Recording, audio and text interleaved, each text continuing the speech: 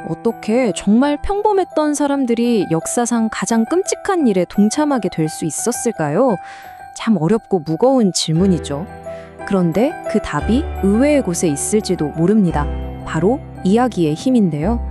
오늘 우리는 그 강력한 이야기의 실체를 한번 파헤쳐 보겠습니다. 이 질문에 대해서 그 사람들이 원래 나빴거나 비겁해서 그랬겠지라고 답하는 건 어쩌면 너무 쉬운 결론일 수 있습니다.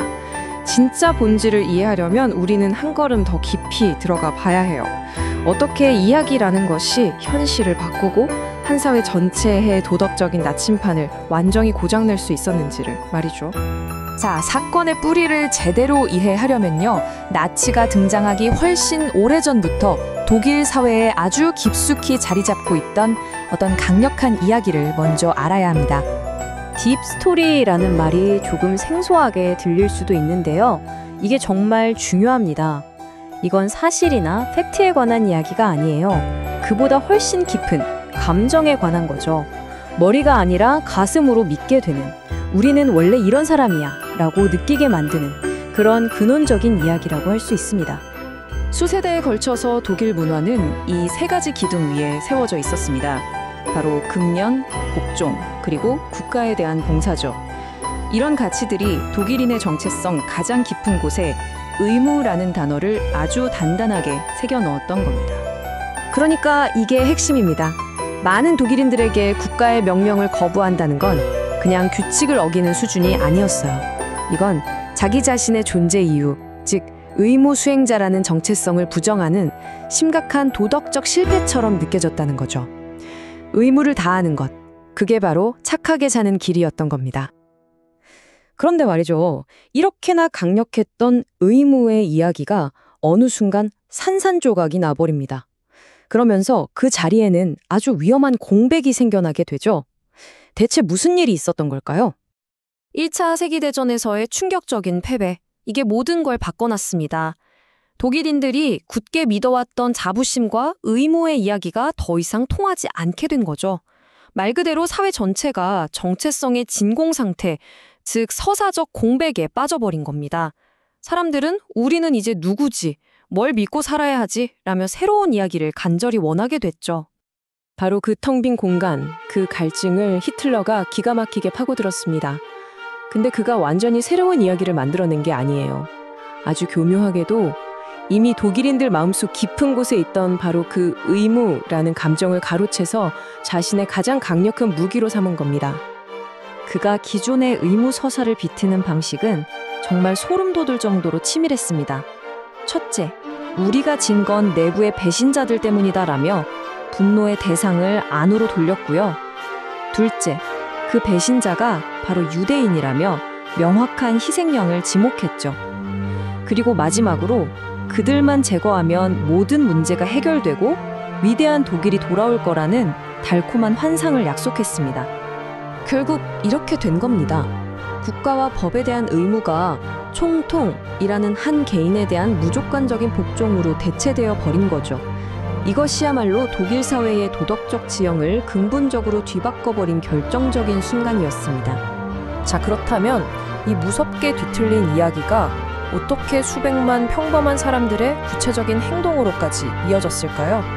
나치는 역겨움의 마법이라는 아주 강력한 감정적 도구를 사용했습니다. 이게 뭐냐면요. 유대인이라는 특정 집단을 마치 더러운 병균이나 사회의 오염물질처럼 묘사하는 거예요.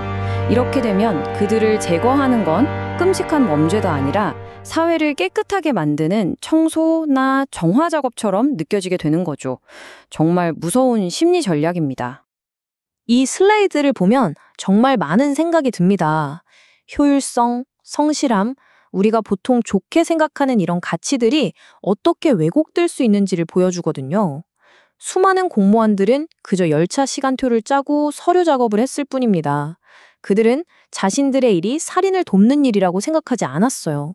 단지 주어진 업무를 성실하게, 의무에 충실하게 수행하고 있다고 믿었던 겁니다.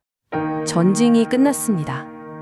이제 독일 사회는 이 끔찍한 과거를 어떻게든 마주해야 했겠죠. 그래서 또 다른 거대한 집단적 이야기를 만들어내기 시작합니다. 여기서 우리가 정말 주목해야 할 점은 사람들이 스스로에게 들려준 이야기와 역사적 연구가 밝혀낸 현실 사이에 엄청난 간극입니다. 우리는 정말 아무것도 몰랐다는 이야기는 슬프게도 사실이 아니었던 거죠.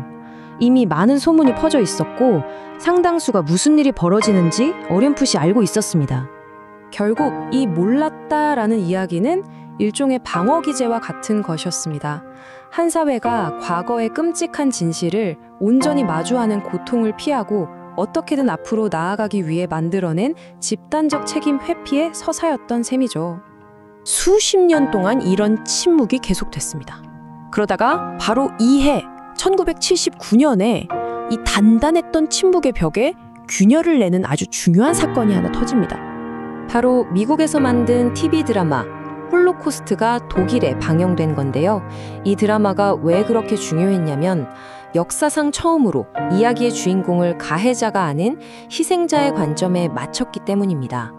이걸 본 수많은 독일인들은 더 이상 우리는 몰랐다는 이야기 뒤에 숨을 수 없게 됐죠.